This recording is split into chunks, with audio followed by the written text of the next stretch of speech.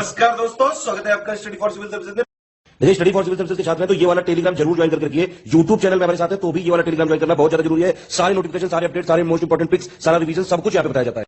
देखिए, ये हमारा एससीएस डेली क्विज चैनल है, इसमें डेली क्विज होती है, बिल्कुल फ्री में, इसको जरूर ज्वाइन कर लीजिएगा।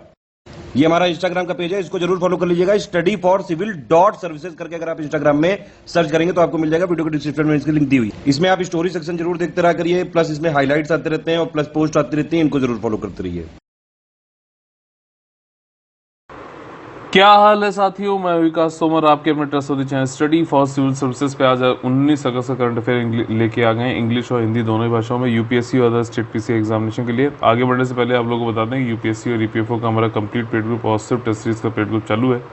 ज़्यादा जानकारी के लिए 8564880530 9696066089 पे आप लोग कॉल कर सकते हैं। हमारे जो सोशल मीडिया के हैंडल्स हैं उसमें इंस्टाग्राम पे भी हम आ चुके हैं, study for civil dot services. इसमें पेड पीडीएफ की फ्री मतलब पिक्स हमें फ्री में मिल जाती हैं और ये फ्री चैनल हैं सारे। और टेलीग्राम का ओनली करंट अफेयर आप सर्च करिए, study for civil dot services search करिए और ओनली यूपीएससी सर्च करिए। You will get these free channel और इस पर आपको जो है बढ़िया नोटिफिकेशन और पेड पीडीएफ की पिक्स भी फ्री में मिल जाती हैं। आज के जो हमारे टॉपिक्स हैं प्रीलिम्स और मेंस के लिए जो इम्पोर्टेंट हो सकते हैं वो है ये वाले, स्टूडेंट एंटरप्रेन्योरशिप प्रोग्राम 3.0। ठीक, स्टूडेंट है उनमें उद्यमिता की बात हो रही है, कार्यक्रम है 3.0 है। ठीक, समझ में आ गया? ऐसी चीज़ें तोड़ के समझिए इस चीज़ को। आगे इसके बारे में पूरी जानकारी लेंगे। सेंटर ने अधिसूचना एक जारी करी कि भैया रोड टीईपी स्कीम जो है उसकी क्या गाइडलाइंस और रेट्स होंगे। समझ में आई बात? अब इसमें आपको ये चीज़ होगी कि भैया रोड टीईपी क्या चीज़ है, तो उसके बारे में जानेंगे। ठीक है, और आगे है थर्ड वाला हमारा टॉपिक जो है कि need for separate security force, एक अलग से सिक्योरिटी फोर्स बनाई जाए जो कि न्यायिक जो न्यायपालिका है, न्यायालय है, उनकी सुरक्षा कर सके, कोर्ट्स की सुरक्षा कर सके, जजेस की सुरक्षा कर सके। अभी झारखंड में ये हुआ था, एक आनंद जी करके थे, उनको जो है ब्रॉड डे लाइट में एक ऑटो, मतलब वो वॉक पे गए हुए थे और पीछे से ऑटो वाला आया, उसने मार के चला गया। सीसीटीवी में कैद हुआ, तो काफ़ी मतलब इसमें चीज़ें देखने को मिली कि किस तरीके से ये हो रहा है। ठीक है, तो इसलिए एक अलग से जो है, और इसी तरीके के कई सारे और भी मांग थी, तो ये सेपरेट एक सिक्योरिटी फोर्स की डिमांड करी जा रही है। और यहाँ पे देखिए माइटी, ये मिनिस्ट्री ऑफ इलेक्ट्रॉनिक्स और नेस्कॉम जो कि सॉफ्टवेयर वाले को उसको देखती है, इन दोनों ने मिलकर स्टार्टअप व्यूमन एंटरप्रेन्योर अवार्ड 2020-21 की घोषणा की है। समझ में आ गया बात? पांचवा जो हमारा टॉपिक है वो है कि वृक्षारोपण अभियान 2021, वृक्षारोपण प्लांटेशन एफॉरेस्टेशन। ठीक, इसका 2021 का क्या अभियान है इसके बारे में जानेंगे। और 19 अगस्त को very important, we have world humanitarian day, विश्व मानवता दिवस होता है, और इसके बारे में जो है आप लोग जाके एक बार देख सकते हैं मानवता दिवस क्या चीज़ें हैं क्या नहीं है। आज के टाइम पे बहुत ज़्यादा ज़रूरी हो गया है, जब अफ़गानिस्तान पे तालिबान पूरी तरीके से जो है कब्ज़ा कर चुका है, तो मानवता जो है क्या चीज़ है इसके बारे में थोड़ा सा जरूर पढ़िएगा। और हमारा जो पहला टॉपिक है जीएस पेपर 3 संबंधित है, जीएस पेपर 2 से संबंधित है, स्टूडेंट एंटरप्रेन्योरशिप प्रोग्राम 3.0। 2 और 3 दोनों को मिला के होगा ये पेपर जो है आपका, क्योंकि स्टूडेंट है तो आपका मतलब आ गया इधर जीएस पेपर 2 के गवर्नेंस में, लेकिन जीएस पेपर 3 में ये एंटरप्रेन्योरशिप इकोनॉमी वाले पार्ट में आ जाएगा। ठीक, तो अब बिल्कुल फैक्ट को तोड़ के एकदम जो है समझते हैं, कॉन्सेप्ट क्या है यहाँ पे वो भी देखते हैं। स्टूडेंट, ठीक है, उनके लिए एक एंटरप्रेन्योरशिप बढ़ाने के लिए जो है, उद्यमिता बढ़ाने के लिए कार्यक्रम रखा जा रहा है, जिसका 3.0 मतलब थर्ड वर्जन है। ठीक, अब क्या है कि कई सारे जो यंग इनोवेटर्स हैं, कई सारे जो नए युवा नव प्रवर्तक हैं, उनके जो अटल टिंकरिंग लैब में काम वाम करते हैं। अटल टिंकरिंग लैब क्या होती है? सिंपल सी कि बच्चे जाते हैं वहाँ पर, अटल जी के नाम पे रखा हुआ जो हमारे प्राइम मिनिस्टर थे, और वहाँ पे जाके सोचते हैं, नए नए आइडियाज़ लाते हैं। लैब है कि भैया वहाँ पे जाके एक्सपेरिमेंट कर सकें, तभी तो कर पाएंगे। ठीक, तो उनके लिए ये थर्ड सीरीज़ है आपका स्टूडेंट एंटरप्रेन्योरशिप प्रोग्राम। लेकिन अब इस वाले में जो है क्या कौन कौन लोग जो है इसमें पार्ट ले रहे हैं? एक तो स्टूडेंट है, वो तो ही है, लेकिन इनको जो है इनके जो आइडिया है, इनको किस तरीके से एंटरप्रेन्योरशिप वाले सारे गुण सिखाने हैं। ठीक भैया, एक आइडिया होता है, फिर उसकी मार्केटिंग होती है, फिर उसका जो है कैसे प्रोडक्ट आइडिया से जो है प्रोडक्ट रियलिटी में आना चाहिए, ये सारी चीज़ें स्टूडेंट को सिखाई जाती हैं इसमें। तो कौन सिखा रहा है? जो अटल इनोवेशन मिशन है नीति आयोग का, ठीक, अटल इनोवेशन मिशन जो है नीति आयोग का, उसने कोलैबोरेट किया है डसॉल्ट सिस्टम इंडिया, ला फाउंडेशन डसॉल्ट सिस्टम जो कि फ्रांस का है, उसके साथ में, ठीक। तो ये लोग मिलके और जो है नए जो स्टूडेंट हैं उनको जो है एंटरप्रेन्योरशिप को चूज़ किया जाएगा कि कौन कौन जो है उनके आइडियाज़ को चूज़ करके फिर उनको सिखाया जाएगा। ये पूरा कॉन्सेप्ट है। इसी में अब जो है कुछ चीज़ें और देख लेते हैं, ठीक। इस बार का जो थीम है 3.0 का बहुत सिंपल है, made in 3D, seed the future entrepreneurs programme, ठीक। वहीं फ्यूचर एंटरप्रेन्योर जो बच्चे हैं वो तो वही हैं, मेड इन 3D बस ध्यान रखना जरूरी है। और ये इसको जो है ये अवधारणा ये कंसेप्चुलाइज और रोल आउट किया गया फ्रांस का ला मैन आप ला पेट फाउंडेशन और La Foundation Dassault System Europe के द्वारा 2017 में, ठीक है।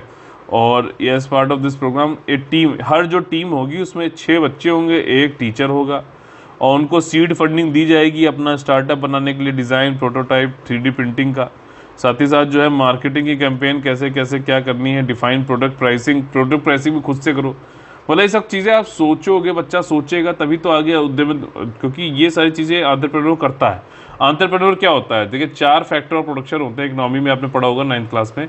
एक तो हो गया आपका लैंड, फिर लेबर, ठीक, फिर आपका रेंट, आपका जो हो गया ये फंडिंग, ठीक, क्रेडिट जिसे बोलते हैं, और फिर एंटरप्रेन्योर इन तीनों को किस तरीके से डिसीजन मेकर होता है, कैसे यूज़ करना, ऑप्टिमम यूज़ करना है, किस तरीके से बेस्ट पॉसिबल होगा ताकि जो है बिजनेस चल सके, कंपनी चल सके, प्रोडक्शन बढ़ सके।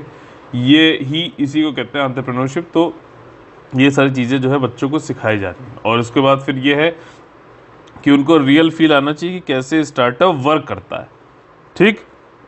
अब इस हर स्कूल जो है स्टार्टअप वो प्लेफुल कंपटीशन रखा जाएगा, साथ ही साथ जो है मार्केटिंग कैंपेन और एक्सपर्ट जो है इंडस्ट्री एकेडमिया के जो होंगे वो उनको सिखाएंगे। 50 टीमें कुल इसमें आनी है 26 स्टेट से, और सब आपका ये 3.0 में 20 टीमें जो है अटल टिंकरिंग लैब आपका मैराथन 2019 वाली हैं, ठीक। 10 टीमें जो है डसॉल्ट की है, 10 टीमें आपकी एस्पिरेशनल डिस्ट्रिक्ट जो है आकांक्षी ज़िले जो है उनकी है, 10 टीमें आपकी जम्मू कश्मीर लद्दाख नॉर्थ ईस्ट से। तो ये टोटल कितने हो गए, 50 हो गए, ठीक। और स्टूडेंट इनोवेटर ये डसॉल्ट वॉलंटियर और उनके साथ में काम करेंगे और सारी चीज़ें सीखेंगे, मेंटर सपोर्ट, फीडबैक उनको मिलेगा उनके प्रोडक्ट का, आपका बौद्धिक संपदा जो है उसके बारे में जो है रजिस्ट्रेशन कैसे होता है, पेटेंटिंग कैसे होता है, मैन्युफैक्चर कैसे करना है और प्रोडक्ट को लॉन्च कैसे करना है, ठीक। सिग्निफिकेंस यहाँ पे यही है, स्टूडेंट इनोवेटर को जो है पूरा एक तरीके से किस तरीके से अपना एक आइडिया भी और उसको एक एंटरप्रेन्योर तरीके से डिसीजन मेकर बनाना चाहिए। और फिर इससे आपको मालूम है कि स्टूडेंट को हमारे यहाँ अच्छे से अच्छे इनोवेशन होंगे और जॉब वॉब भी बढ़ेगी, ठीक। तो यह चीज़ है।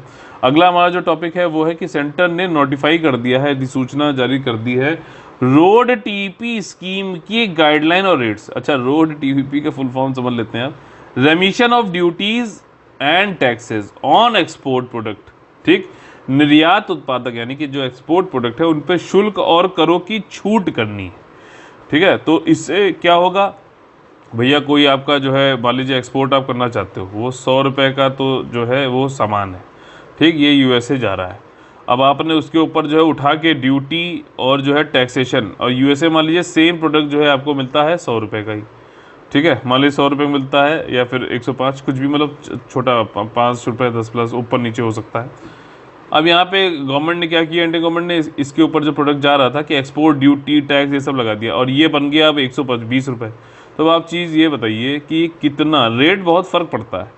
भले ही मैं कहता हूँ बहुत ज़्यादा क्वालिटी में अच्छा हो जाए, लेकिन कम्पिटिटिवनेस कितने लोग उसको अफोर्ड कर पाएंगे। तो लोग 100 रुपये की चीज़ जो ऑलरेडी मिल रही है यूएसए में वो लेंगे कि 120 रुपये की चीज़ लेंगे। तो कॉन्सेप्ट यहाँ पे ये है, और ये कहा जाता है कि zero rating of export. Zero rating मतलब जीरो रेट लगाया जाए ताकि जो है एक्सपोर्ट हमारा बढ़ सके, ज़्यादा एक्सपोर्ट जो है कम्पिटिटिव प्रतिस्पर्धी बन सके और जो है ग्लोबल मार्केट में, और साथ ही साथ जो है हमारा रेवेन्यू भी बढ़े, ठीक है ना, हमें फॉरेक्स मिले, ठीक है। ये नहीं है कि सिर्फ जो है रेवेन्यू यहाँ से टैक्स और इससे ही, हम जब तक ये बढ़ाएंगे नहीं तब तक हमारी प्रेजेंस बढ़ेगी नहीं। चाइना ने क्या किया, चाइना ने यही तो किया पूरी दुनिया में कि एक्सपोर्ट बहुत सस्ते सस्ते दुनिया में भेजता रहा, आज देखो मैन्युफैक्चरिंग पावर हाउस बन के बैठा हुआ है।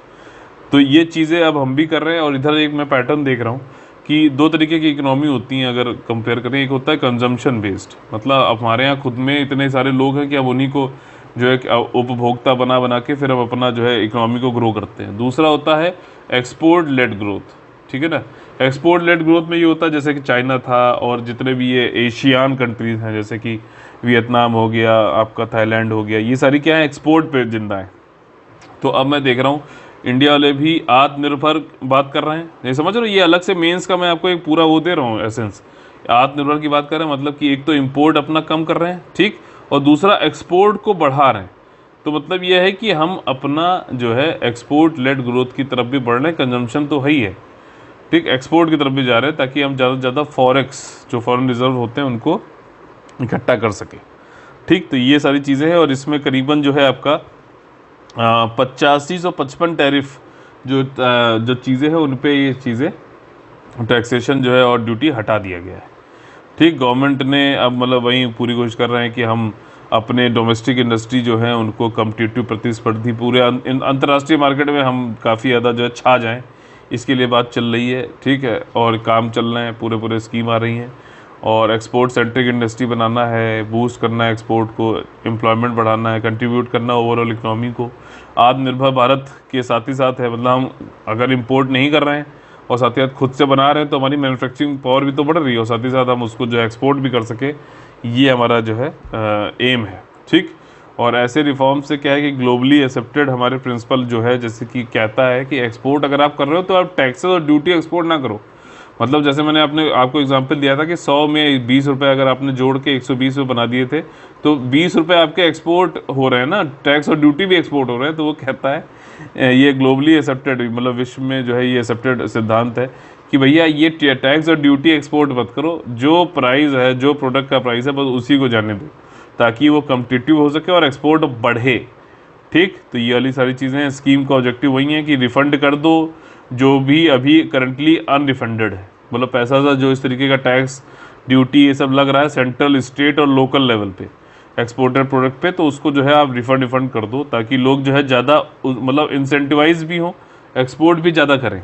अभी क्या होता है जब भैया उनको पता है यार कि हम कम्पिटिटिव हमारा रहेगा ही नहीं क्योंकि हमारे पैसे ज़्यादा हो जाते हैं प्रोडक्ट के, तो लोग जो है इतना नहीं जो है वो रखते हैं इंटरेस्ट, अब रखेंगे, ठीक।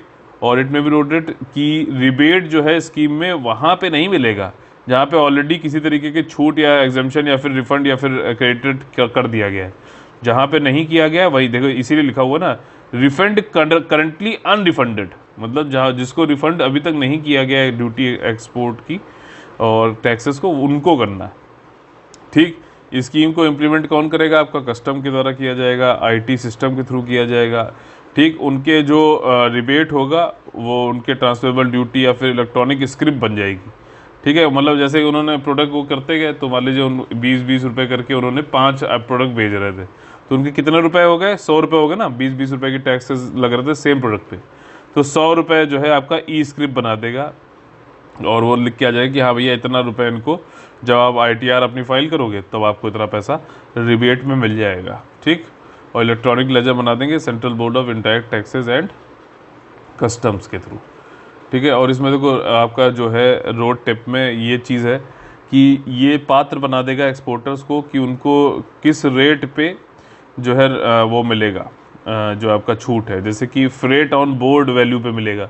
अच्छा, फ्रेट ऑन बोर्ड वैल्यू समझ लेना, जैसे मान लीजिए मैंने यहाँ से कोई सामान भेजा तो जो मंगा रहा है सामान उस प्रोडक्ट को, उस प्रोडक्ट का ये जो भाड़ा है वहाँ पर पहुँचने का USA तक, वो कौन देगा? ये बंदा देगा XYZ जो इसको मंगा रहा था, ठीक। मान लीजिए इसी तरीके से मैंने कुछ इटली से मंगाया, ठीक, तो वहाँ से जो सामान इटली से आया उसका जो आने का भाड़ा है जो मतलब एरोप्लेन में आएगा जैसे भी, वो फ्रेट ऑन बोर्ड है वो मैं दूंगा, इसको बोलते हैं फ्रेट ऑन बोर्ड वैल्यू पे। तो इसी तरीके जो एक्सपोर्टर्स हैं उनको इस पर भी जो है आपका एलिजिबल होंगे कि एक नोटिफाइड रेट मिलेगा percentage of freight on board जो भी पैसा लग रहा है उसका, ठीक। मतलब ये भी नहीं, ये चीज़ यहाँ पे ये बताई जा रही है इसलिए कि ऐसा नहीं कि रिबेट जो दिया जा रहा है, रिफंड जो दिया जा रहा है वो कोई अनलिमिटेड नहीं है।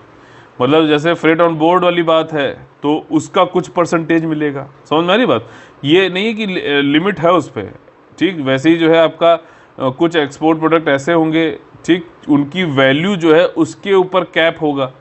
तो मतलब मान लीजिए कि कोई कह दिया कि हाँ भैया 50 रुपये से ज़्यादा जो है नहीं मिलेगा रिबेट, तो इस तरीके से कैप भी लगाई जाएगी। ये नहीं कि अनलिमिटेड जो है टैक्सेशन आपको माफ़ किया जा रहा है, ये चीज़ है।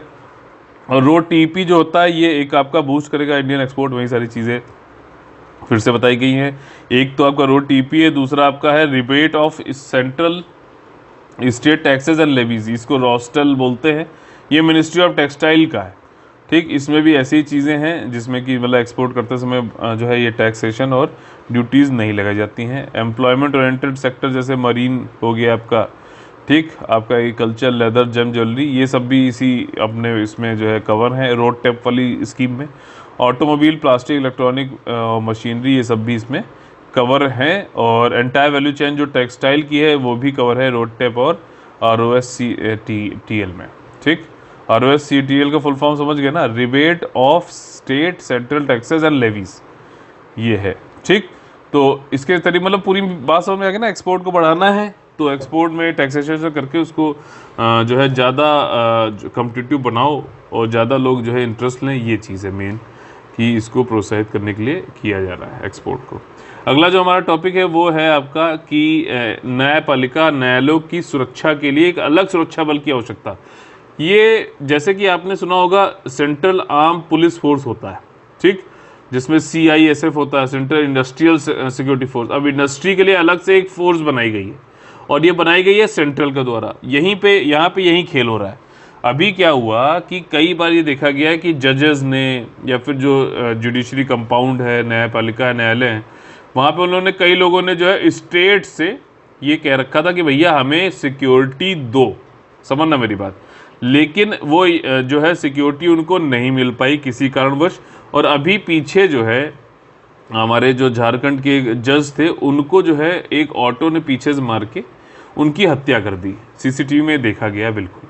तो अब आपका जो जुडिशरी है, जो कोर्ट है, उन्होंने कहा ऐसा है कि स्टेट से हमको बहुत ही लेट होता है और हमारे जो जजेस हैं उनको अगर इस तरीके से उनके अंदर डर पैदा किया जा रहा है, उनको मारा जा रहा है, तो हम जो इंडिपेंडेंस ऑफ जुडिशरी जो होता है, जो जुडिशरी का, न्यायपालिका का एक जो स्वतंत्रता होता है, जो होती है, जो कि एक मूल संरचना है, बेसिक स्ट्रक्चर है हमारे इंडियन कॉन्स्टिट्यूशन का, वो चीज़ रह नहीं पाएगी। तो हम किस तरीके से न्याय को जो है इम्पार्शियल होकर बिना भेदभाव के कर पाएंगे?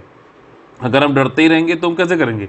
और स्टेट से हमें जो है मदद मिल नहीं रही है, तो मैं मतलब या फिर जुडिशरी ने ये कहा कि भैया ऐसा है कि सेंट्रल सिक्योरिटी फोर्स बनाओ, ठीक है ना, सेंट्रल सिक्योरिटी आउटफिट बनाओ, जो रेलवे प्रोटेक्शन फोर्स की तरह, RPF की तरह, जो कि कोर्ट और जजेस को जो है प्रोटेक्ट कर सके। अब इस पे सेंट्रल ने ये बोला कि जुडिशरी महोदय या फिर न्यायपालिका से ये बोला कि देखिए जो पुलिस वाली जो ये चीज़ है ये वैसे ही है, ये जो है पहली बात तो ये स्टेट सब्जेक्ट है, यानी कि शेड्यूल 7 आर्टिकल 246 के अंतर्गत ये आपकी राज्य की अनुसूची में आता है, स्टेट लिस्ट में आता है, तो हम उसमें जो है अलग से बना नहीं सकते।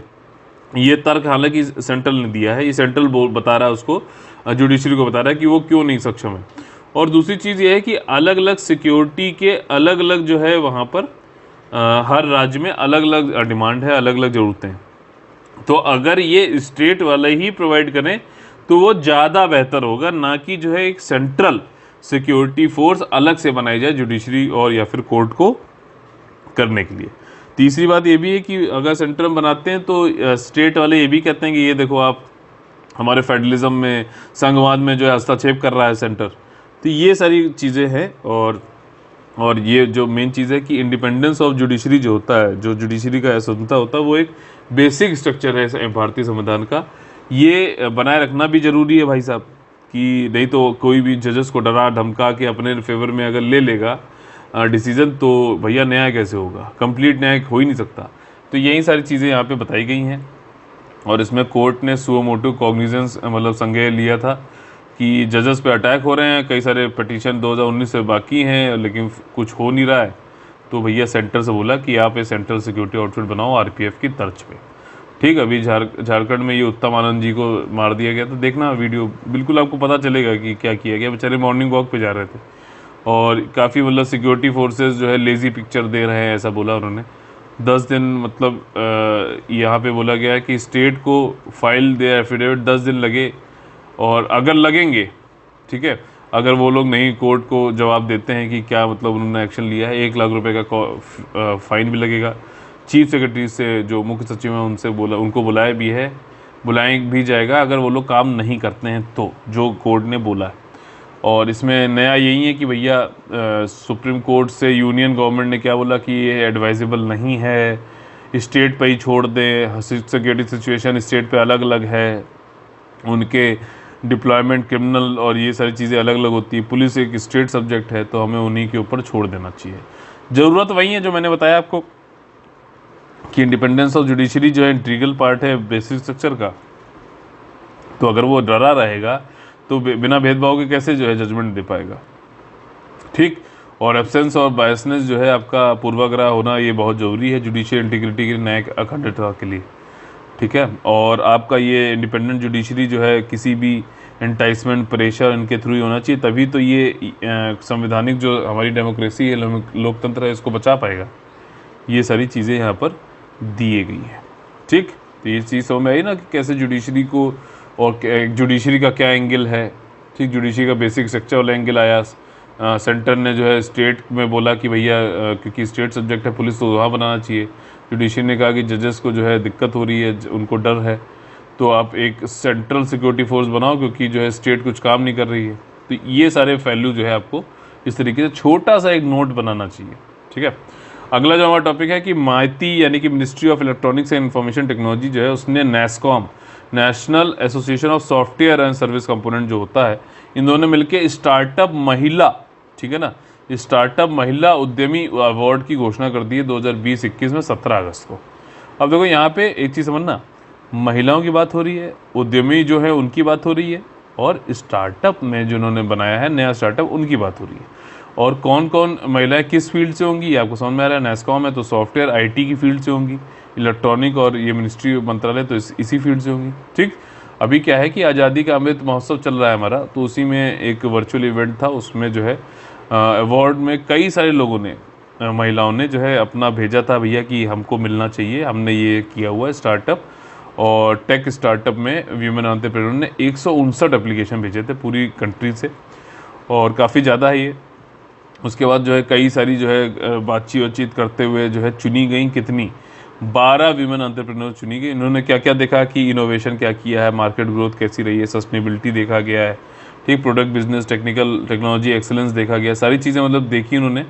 और इसमें जो लोग जो चुन रहे थे वो कौन कौन थे भैया, आपका मिनिस्ट्री ऑफ इलेक्ट्रॉनिक्स के थे, यूएन वीमेन के थे, ठीक है ना, यूनाइटेड नेशंस के, इंडस्ट्री एंड अकेडमिया के थे। 12 वीमेन को उन्होंने चूज़ किया विनर, 2 वीमेन को उन्होंने चूज़ किया कि ज्यूरी चॉइस अवार्डी, ठीक, और 1 वीमेन को चूज़ किया एंटरप्रेन्योर को स्पेशल मेंशन के तौर पे। हर विनर को जो है ज्यूरी चॉइस अवार्ड, इन सबको जो है आपको कितना मिलेगा, 2 लाख रुपए दिया जाएगा। और इससे भैया वीमेन एंटरप्रेन्योरशिप बढ़ेगी। आप देख रहे हो कितना ज़्यादा जो है एक जॉब सीकर की जगह जॉब गिवर, मतलब क्रिएटर को ज़्यादा जो है महत्व दिया जा रहा है कि हम जॉब ढूंढने की जगह जो है जॉब देने की कोशिश करें, तो उद्यमी बनाने की बात कर रहे हैं, ठीक। तो ये वाली चीज़ है, और वीमेन को काफ़ी ज़्यादा इसमें एम्पावरमेंट भी मिलता है, उनकी सफलताओं को रिकॉग्नाइज किया जाता है। It's a very good step, ठीक। तो 33 वीमेन जो है उनको सेलेक्ट किया गया था माइटी और NASSCOM tech women entrepreneur accelerator programme के लिए, और उनको एक्सेस दिया गया था नेटवर्क से कनेक्ट करने, उनको मतलब कनेक्ट करें।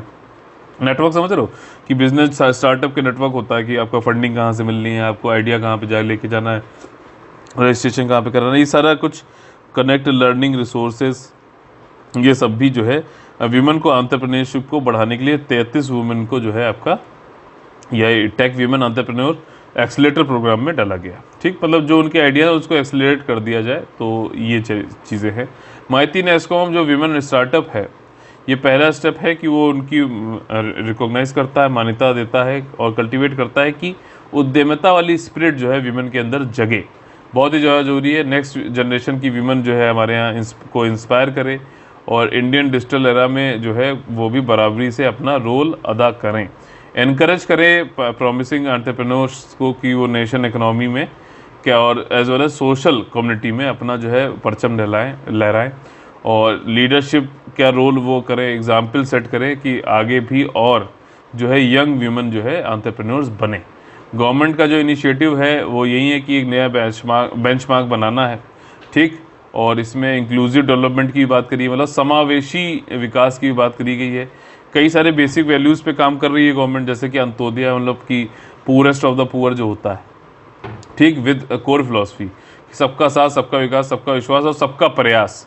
तो अब क्या है कि गवर्नमेंट ये नहीं चाहती कि जो लोग ऑलरेडी संपन्न है वही लोग, सब अंत्योदय, मतलब कि पुअरेस्ट ऑफ द पुअर, जो वाकई में जिसको हेल्प चाहिए, सबका, मतलब सबको मौका मिले, इस पे गवर्नमेंट काम कर रही है। दैट इज़ वेरी गुड कि एंटरप्रेन्योरशिप जो है आपके वीमेन से सिर्फ ऐसा नहीं, जहाँ से भी आ सकते हैं, चाहे जैसी भी स्थिति हो, गवर्नमेंट सपोर्ट करेगी, उनको उठाएगी, उनको जो है एम्पावर करेगी, सशक्त बनाएगी, और उनको एंटरप्रेन्योरशिप उनके अंदर जो है प्रमोशन, संवर्धन किया जाएगा। मोदी जी का ये सपना भी है और ये काफ़ी ट्रांसफॉर्मेटिव स्टेप होगा। और जैसे कि उन्होंने और वीमेन के लिए कौन कौन सी स्कीमें लाए हैं, मुद्रा स्कीम लेके आए हैं, पुअर फ्री लोन मिलता है बिना ब्याज वाला, जो है पुअर महिलाओं को ही मिलता है, बाकियों को ही मिलता है, ठीक। उज्ज्वला स्कीम है, इसमें फ्री गैस कनेक्शन दिया जाता है। अभी तो 2.0 भी आ गया है, जिससे कि वो धुएं वाली जो होता है ना, चूल्हे बनाते थे खाना जो है महिलाएं, तो उससे उनको छुटकारा मिलेगा।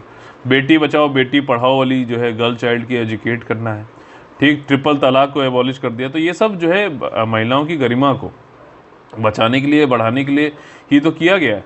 और अभी क्या है कि स्टार्टअप एंटरप्रेन्योरशिप अगर बढ़ाया जाएगा गवर्नमेंट के द्वारा, स्टार्टअप इंडिया के अंतर्गत, तो जो है इन्वेस्ट इंडिया के अंतर्गत, तो ये काफ़ी अच्छा रहेगा। वीमेन जो है अभी कई सारी जो हमारी ज़िंदगी के पहलू होते हैं, वहाँ सब में जो है एग्जाम्पल के साथ लीड कर रही हैं। चाहे ओलंपिक्स हो, अभी देखो ज़्यादातर तो वीमेन ही लेके आई हैं ना, कि नहीं लेके आई हैं गोल्ड मेडल्स हमारे लिए। ये चीज़ है, इनोवेटिव सॉल्यूशंस देती हैं वीमेंस, ठीक। और इंडियन आईटी सेक्टर में भी देखा जाए तो विमेन का काफ़ी अच्छा रोल है, काफ़ी अच्छा प्रेजेंस है। नेस्कॉम की रिपोर्ट के अनुसार देखा जाए तो 35% जो आईटी में वर्कफोर्स है वो तो विमेन ही है। ये बहुत अच्छी बात है।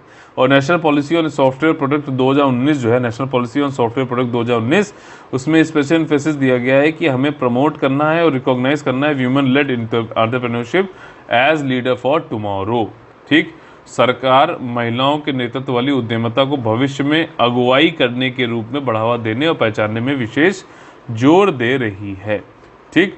अगला जो हमारा टॉपिक है वो है कि वृक्षारोपण अभियान 2021। अभी मिनिस्ट्री ऑफ कोल की बात हो रही है, यहाँ पे समझना। वृक्षारोपण हो तो रहा है, लेकिन एनवायरनमेंट नहीं मिनिस्ट्री कर रही है, मिनिस्ट्री ऑफ कोल कर रही है। क्यों? कोयला निकालते हैं, काफ़ी ज़्यादा जो है इसकी वो होती है कि भैया ये कार्बन उत्सर्जन कर रहे हैं। तो अब मंत्रालय जो है कोल वाला, उसने सोचा यार कि हम कार्बन उत्सर्जन करते हैं, अब हम कार्बन जो है सिंक बनाएंगे, मतलब हम वृक्षारोपण करेंगे, और ताकि जो मतलब कार्बन हम लोग कर भी रहे हैं क्लाइमेट चेंज से निपटने के लिए, और पेड़ वेड़ लगाएंगे तो ज़्यादा अच्छा है, ठीक। तो आज़ादी का अमृत महोत्सव जो आपका हमारा चल रहा है 75वें भारतीय स्वतंत्रता पर, तो उसमें जो 19 अगस्त को ये चीज़ लॉन्च करी गई। प्रहलाद जोशी जी जो मिनिस्टर हैं कोल माइन के, उन्होंने वीडियो कॉन्फ्रेंसिंग के जरिए इसको जो है चालू किया। और साथ ही साथ जो ये पाटिल दानवे हैं आपके राव साहब, तो ये मिनिस्टर स्टेट कोल माइन और जो रेलवे के, तो उनके साथ में वीडियो कॉन्फ्रेंसिंग करके इसको लॉन्च किया। अच्छा, आप लोगों को बताना है कि एक मिनिस्टर और दूसरा मिनिस्टर ऑफ स्टेट और तीसरा minister of state independent charge, इनके बीच में क्या डिफरेंस होता है, कमेंट करके बताइए, ठीक। वृक्षारोपण जो है आपका अभियान 2021 है। आज़ादी का अमृत महोत्सव जैसे मैंने बताया, कोल सेक्टर में भी, वहाँ पे भी पर्यावरण की जो है सततता बनी रहे। माइनिंग ऑपरेशन जहाँ पे हो रहा है, कोल सेक्टर जहाँ पर है, वहाँ पे भी जो है सामाजिक और एनवायरमेंटल क्लियरेंस उनको आसानी से मिल जाएं, ठीक है, ताकि वो, इसीलिए वो लोग क्या है कि वृक्ष लगा रहे हैं। सिंपल सी चीज़ है। इस अभियान के जरिए जो है लोगों को सेंसिटाइज किया जाएगा, मोटिवेट किया जाएगा कि भैया सोसाइटी और कॉमन पीपल जो है आए, एफॉरेस्टेशन करें। जो भी नेबरिंग एरियाज है, मतलब माइनिंग वाइनिंग एरिया जो है उसके आसपास आपको वृक्षारोपण करना है। टारगेट यहाँ पे ये रखा गया है कि भैया 2385 हेक्टेयर, एक हेक्टेयर में 2.5 एकड़ होता है, ठीक। या फिर 1 हेक्टेयर में आप देखो तो 10,000 स्क्वायर मीटर होता है, ठीक है ना। अगर कुछ गलत हो तो एक बार कंफर्म करके बताना। तो इनकी एक और ड्राइव भी चल रही थी कि गो ग्रीनिंग ड्राइव, ठीक, ताकि जो है इससे बायो रिक्लेमेशन हो सके, प्लांटेशन से कवर करके।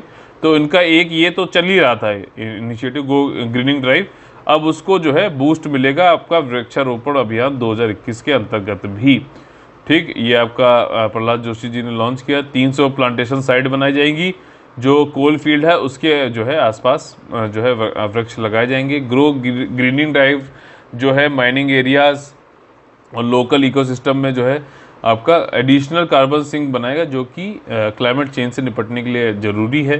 कोल कंपनियां जो है कार्बन न्यूट्रलिटी की तरफ जाना चाहती हैं। मैंने आपको पहले भी बताया ही है कि जितना आप कार्बन उत्सर्जन करते हो उतना ही कार्बन को अगर आप सिक्वेस्ट्रेट कर दो, रोक लो, सिंक कर लो, तो आपका क्या है, मान लीजिए 100 आपने छोड़ा, 100 आपने जो है रोक लिया, तो ये कार्बन न्यूट्रल हो गया, इसी को बोलते हैं।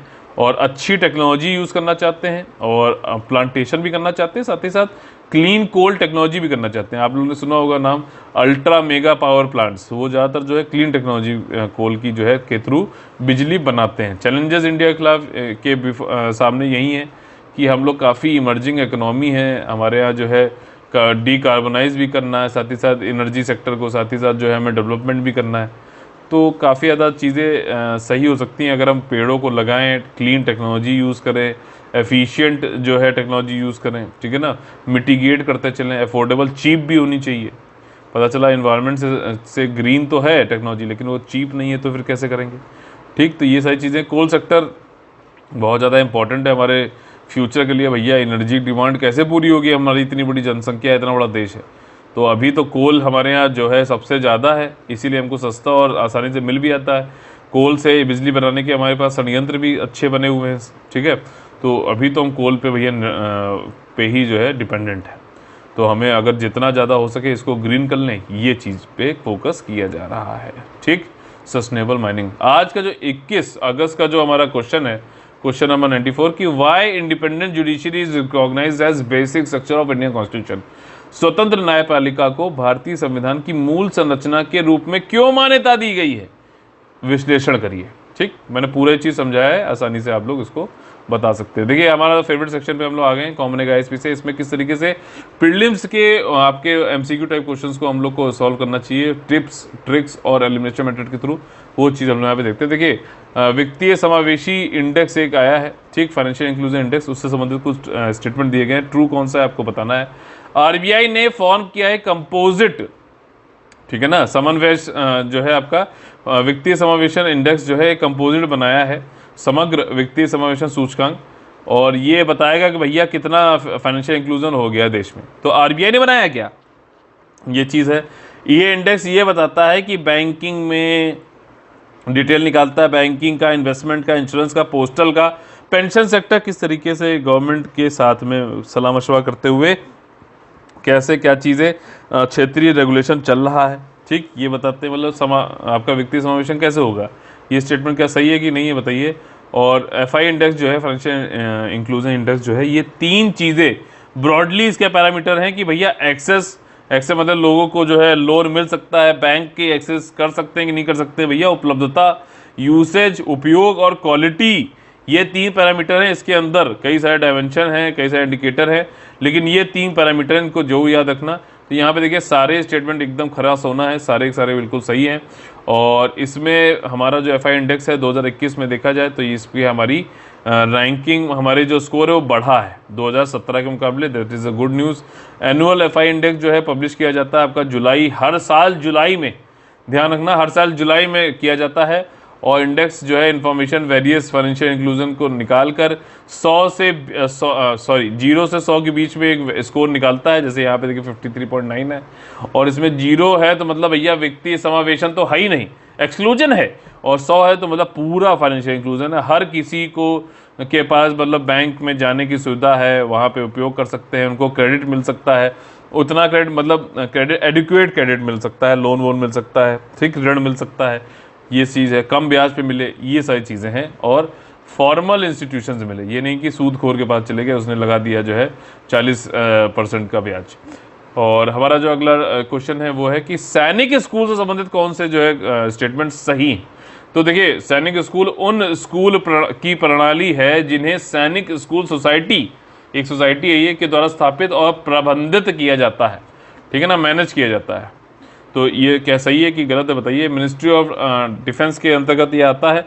और सैनिक स्कूलों की स्थापना का नेतृत्व के एम करियप्पा, जिनको फील्ड मार्शल का भी जो है ओहदा दिया गया था, 1978 में किया गया था, जो भारत के तत्कालीन रक्षा मंत्री थे, नहीं रक्षा मंत्री नहीं थे के.एम. करियप्पा, ये आपके आर्मी में थे। एक बार कंफर्म करके बताइएगा, आर्मी में थे कि एयरफोर्स में थे, किस में थे ये, ठीक। तो इसमें देखिए तीसरा स्टेटमेंट गलत हो गया और एलिमिनेशन मेथड के थ्रू आप निकाल सकते हो कि ये गलत, ए आंसर हो जाएगा यहाँ पर।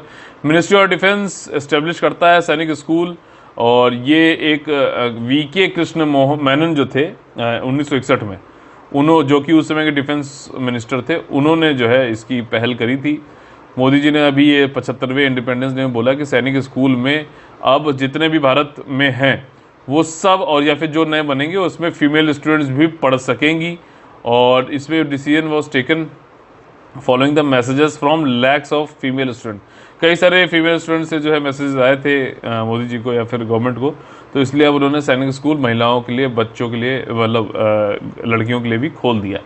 गर्ल्स जो है पहले, इससे पहले नहीं भी जो है मिजोरम में अलाउड थी 2.5 साल पहले से सैनिक स्कूलों में, ऐसा नहीं कि पहली बार हुआ, ये ध्यान रखना। इसी के साथ में हम लोग आज का सेशन खत्म होता है। अगर आप लोग पसंद आए तो प्लीज लाइक का बटन तोड़िए और ज़्यादा से ज़्यादा लोगों को जोड़ के शेयर सब्सक्राइब करके जोड़िए, ताकि हमारा जो सिलेक्शन कराने का मिशन है वो पूरा हो सके। और आप लोग बता दें EPFO और UPSC का हमारा जो है कंप्लीट पेड ग्रुप चालू है। 8564000530 9696060810 पे आप लोग कॉल कर सकते हैं। तो चलिए कल फिर से मुलाकात होगी सुबह 10 बजे, तब तक के लिए लेते हैं आप लोग से अलविदा। खूब पढ़िए, सुरक्षित रहिए, मेहनत करते रहिए, सिलेक्शन लेकर रहिए। जय जय Bharat, all the very best है। वंदे वंदे मातरम।